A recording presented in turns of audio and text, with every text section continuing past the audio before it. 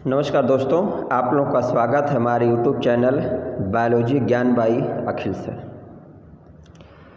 आज हम लोग जानेंगे एक नए टॉपिक के बारे में जिसका नाम है ब्रायोफाइटा या ब्रायोफाइट्स। इसका कॉमन नेम या निक नेम है एम्फीबियन ऑफ प्लांट किंगडम, मतलब पादप जगत का उभयचर। आज का वीडियो किन किन लोगों के लिए महत्वपूर्ण है, तो ये टॉपिक जो है इंटरमीडिएट में भी है, बीएससी जो है कि सेकेंड सेमेस्टर में है जो कि बॉटनी में, और इसके साथ ऐसे जितने भी स्टूडेंट या लोग जो बीएससी एमएससी जो कि टीजीटी पीजीटी स्टेट सीटेट या स्टेट तमाम जो वनडे एग्जामिनेशन से अगर संबंधित हैं तो उनके लिए क्या है, आज का वीडियो बहुत महत्वपूर्ण है। आज की वीडियो में हम लोग जानेंगे क्या क्या किन किन पॉइंट के बारे में जानेंगे।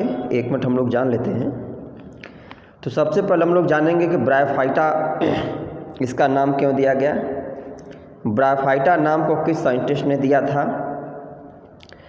ब्रायोफाइटा में अभी तक कितने जेनरा और स्पीसीज की खोज हुई है, ब्रायोफाइटा के अध्ययन को क्या बोलते हैं, ब्रायोफाइटा के अध्ययनकर्ता को क्या बोलते हैं जो वैज्ञानिक या साइंटिस्ट हैं, फादर ऑफ ब्रायोलॉजी के नाम से किसको जानते हैं, फादर ऑफ इंडियन ब्रायोलॉजी के नाम से किसको जानते हैं, एपिफिटिक ब्रायोफाइट कौन सा है, एक्वेटिक ब्रायोफाइट कौन सा है, सेप्रोफाइटिक ब्रायोफाइट कौन सा है, लार्जेस्ट ब्रायोफाइट कौन है, स्मॉलेस्ट ब्रायोफाइट कौन है, और लगभग 12-15 पॉइंट में हम लोग ब्रायोफाइट्स के जनरल कैरेक्टर के बारे में जानेंगे।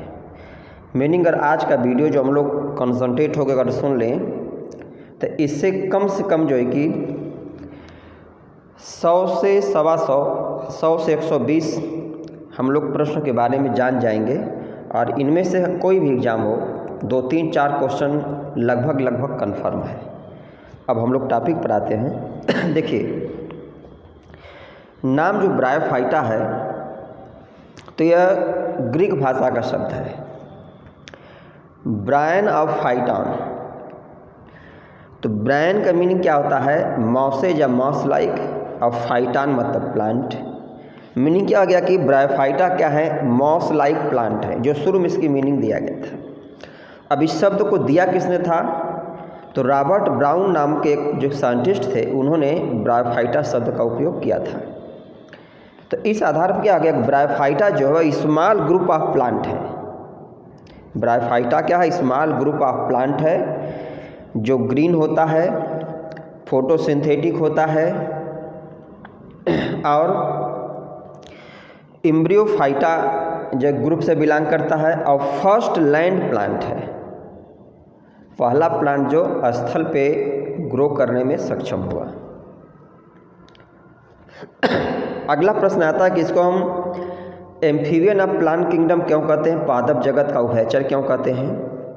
तो इसका मीनिंग ये है कि जैसे एम्फीबिया हम लोग पढ़े थे, तो एम्फीबिया को हम लोग क्या बोलते हैं, उभयचर, मतलब ऐसे ऑर्गेनिज्म जिनकी लाइफ साइकिल जल और लैंड दोनों से, पानी और स्थल दोनों से संबंधित हो। वैसे जो ब्रायोफाइट्स हैं इनका फर्टिलाइजेशन के लिए इनमें वाटर इसेंशियल होता है, लेकिन बाकी जीवन यह मॉइस्ट लैंड एरिया पे क्या करते हैं, कंप्लीट करते हैं। मतलब इनकी लाइफ साइकिल जो होती है वाटर और स्थल दोनों से में पूरी होती है, इसलिए इसको हम सेम उसी के आधार पर क्या बोलते हैं कि एम्फीबियन ऑफ प्लांट किंगडम। अब टोटल कितने स्पीसीज या जेनरा खोजे गए, तो अभी तक लगभग 960 जेनरा और 24,000 स्पीसीज की खोज हुई। हाँ, इस संख्या में कुछ वेरिएशन आप लोगों को अलग अलग किताब में कुछ 19-20 मिल सकता है। ब्रायोफाइटा के अध्ययन को क्या बोलेंगे, ब्रायोलॉजी। जो वैज्ञानिक या व्यक्ति कंसर्न उसको हम ब्रायोलॉजिस्ट बोलेंगे,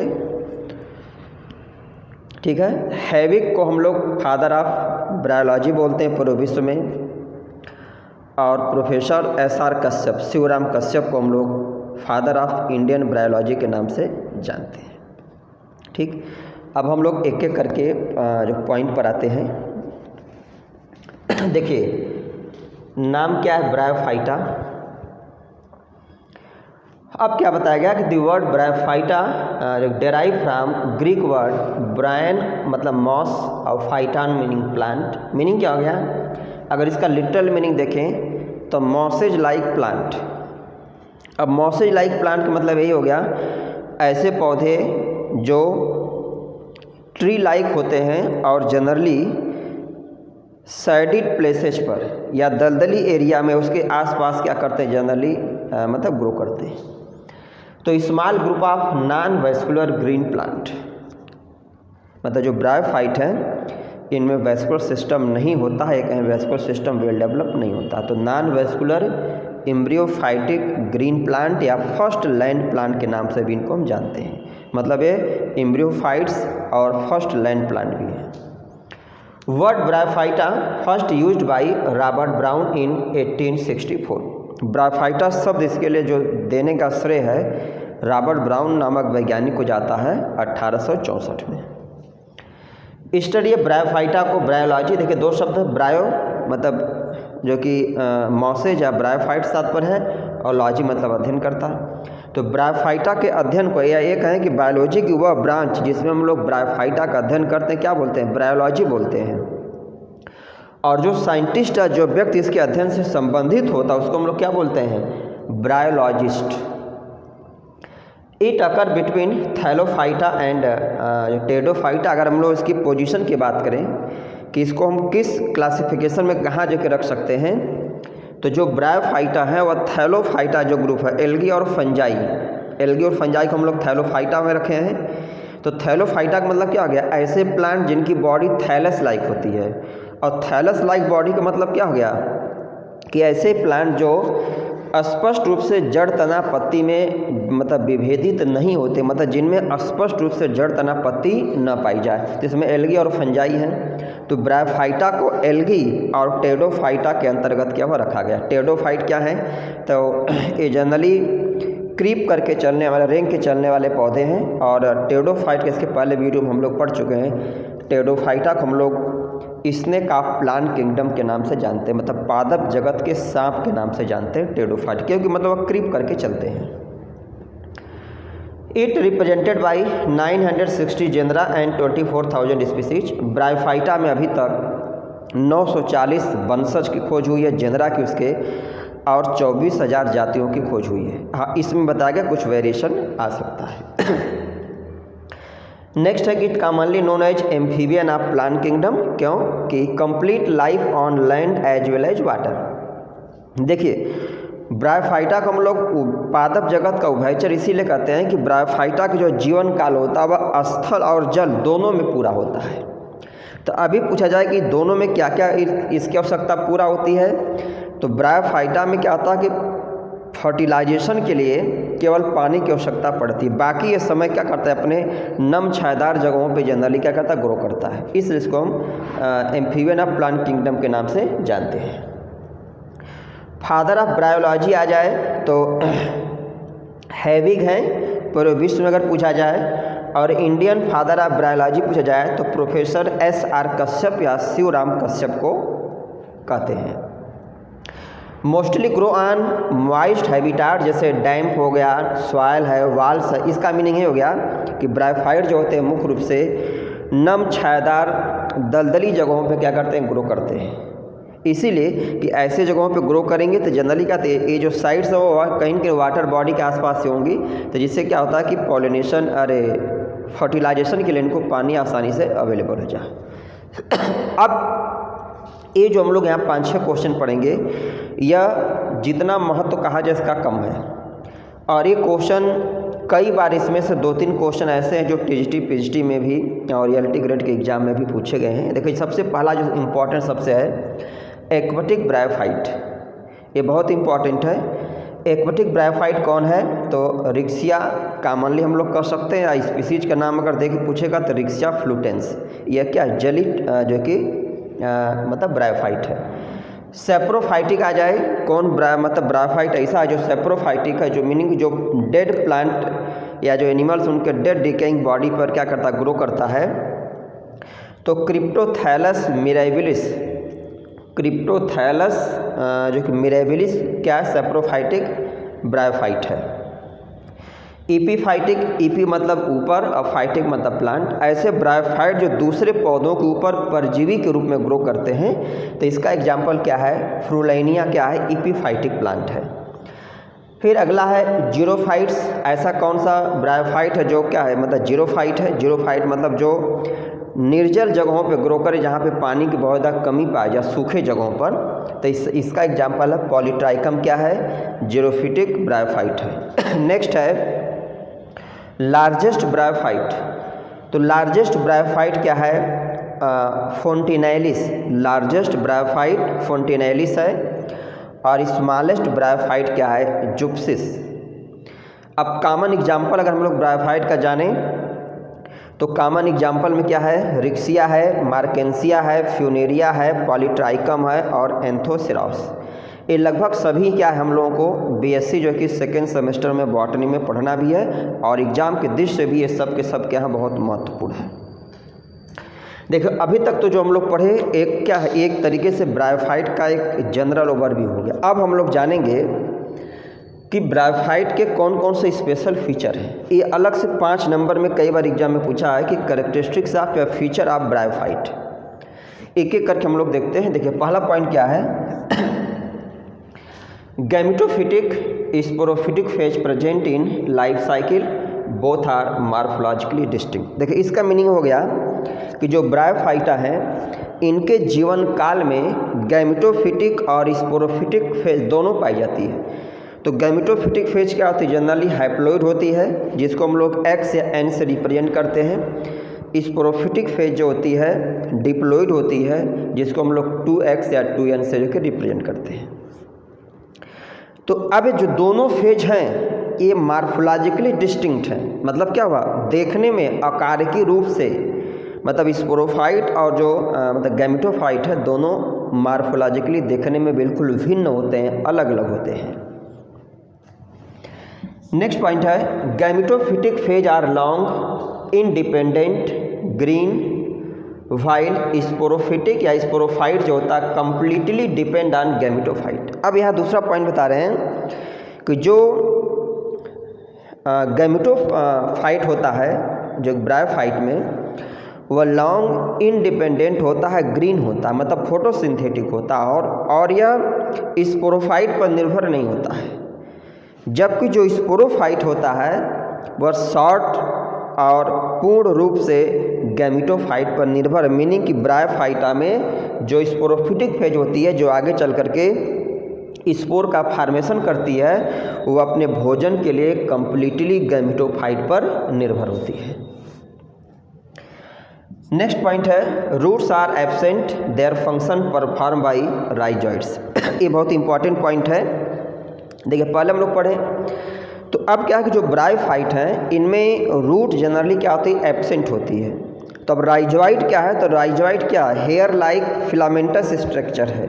ये हम लोग कहें कि रूट का एक तरीके से प्रिमिटिव फॉर्म है। तो इनमें क्या आता है, रूट की जगह फिलामेंटस स्ट्रक्चर पाया जाता है, थ्रेड लाइक, जिसको हम लोग राइजॉइड बोलते हैं। लेकिन फंक्शन क्या होता है, रूट का ही होता है। जैसे रूट का बेसिकली फंक्शन क्या होता है प्लांट में, प्लांट को एंकर रखना, प्लांट को सीधा खड़ा रखना और वाटर मिनरल को एब्जॉर्ब करने में हेल्प करना। तो सेम फंक्शन यहाँ ब्रायोफाइटा में राइजॉइड का भी होता है। राइजॉइड जो होता है वह प्लांट को क्या करता है, एंकर करता है और वाटर मिनरल को एब्जॉर्ब करने में हेल्प करता है। नेक्स्ट है राइजॉइड्स आर यूनिसेलुलर अनब्रांच। अब देखिए इस पॉइंट का मतलब ये है कि राइजॉइड जो होता है उसके 2 ग्रुप होता है ब्रायोफाइटा में। कुछ ब्रायोफाइट में राइजॉइड जो होता है यूनिसेलुलर, एक कोशिकीय होता है, और अनब्रांच मतलब शाखाएं उसमें नहीं होती हैं। एक कोशिकीय होगा, अनब्रांच होगा। और कुछ ब्रायोफाइट में राइजॉइड जो होता है वह मल्टी सेलुलर होता है और ब्रांच्ड होता है। तो अभी जब हम लोग अगले वीडियो में इसका क्लासिफिकेशन पढ़ेंगे तो वहाँ पे पढ़ेंगे कि ब्रायोफाइट का क्या है, इसका जो अलग अलग जो ग्रुप है, तो इसमें 3 क्या है। अब देखिए इसमें ध्यान दीजिएगा, पहला जो है जो कि ठीक है जो कि हिपैटिकोसीडा, एंथोसिरोटोप्सीडा और ब्रायोप्सीडा। तो इनमें से जो 2 ग्रुप हैं इनमें लिखा गया ना कि राइजोइड्स आर यूनिसेलुलर अनब्रांच, मतलब इन दोनों ग्रुप में, इसका मीनिंग क्या हुआ, इन दोनों ग्रुप में रिक्सिया को, मार्केंसिया को और एंथोसेरास को रखा गया है। तो इन ब्रायोफाइट में राइजोइड जो होता है एक कोशिकीय होता है और अनब्रांच होता है, जबकि जो तीसरा ग्रुप सबसे वेल डेवलप माना जाता है ब्रायोप्सीडा जो है, इनमें जो राइजोइड्स होता है वो मल्टीसेलुलर होता है और ब्रांच होता है, शाखान्वित होता है।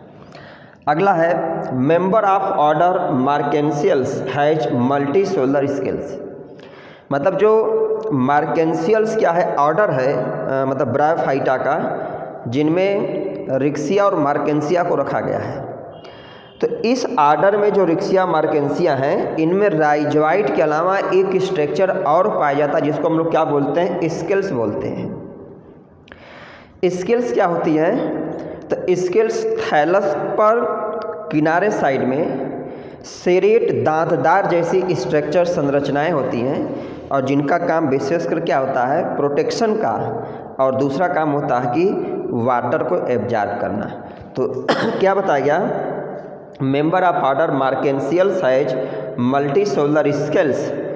अब आल्सो का मीनिंग क्या हुआ, मतलब यहाँ पर राइजोइड के अलावा स्केल्स भी इनमें होती हैं और फंक्शन क्या होता है, प्रोटेक्शन का and absorb water mineral. Meaning scales का काम क्या है, तो स्केल का काम होता है प्रोटेक्शन करना, विशेषकर ग्रेजिंग जो एनिमल है उनसे, और इसके बाद दूसरा इसका काम है वाटर मिनरल को अवशोषित करना।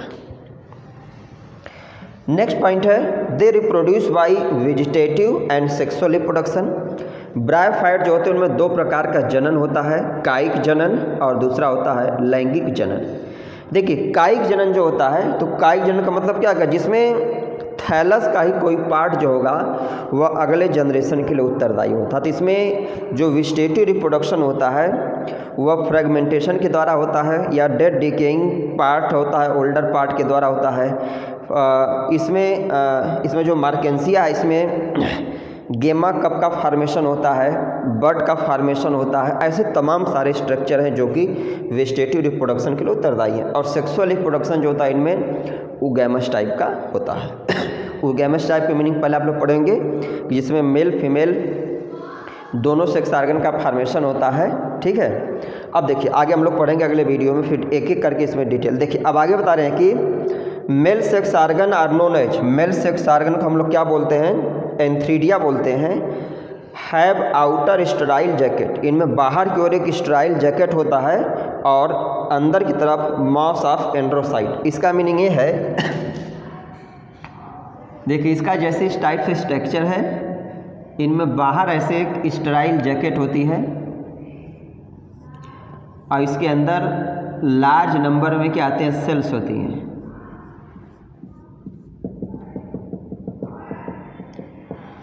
तो ये जो मेल सेक्स ऑर्गन का एंथ्रीडिया का स्ट्रक्चर है, ये बाहर इसमें एक स्टेराइल जैकेट का मतलब क्या हुआ कि ऐसी सेल्स होती हैं जिनके अंदर रिप्रोड्यूस करने की क्षमता नहीं होती, लेकिन वो जैकेट का मतलब क्या, प्रोटेक्ट करना, और इनका काम क्या होता है, प्रोटेक्शन का।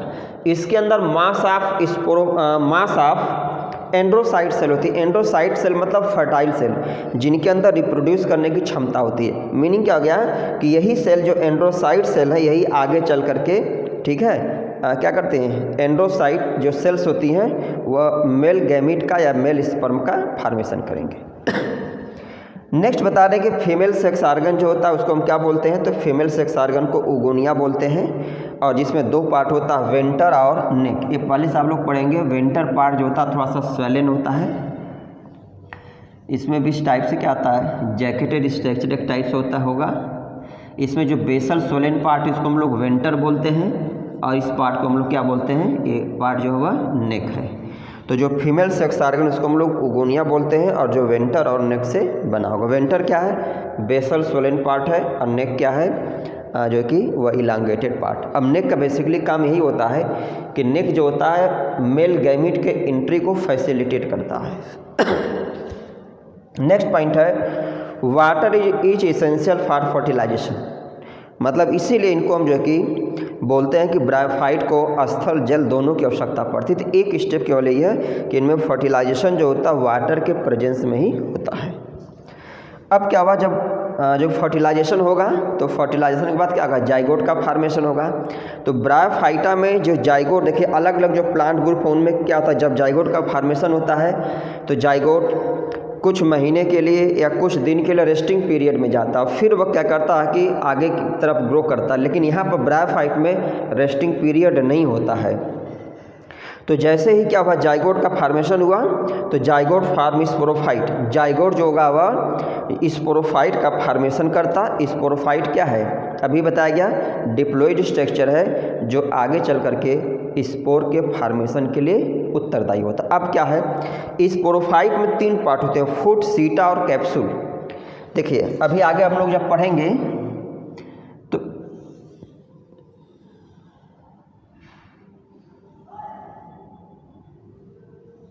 ऐसे होता है।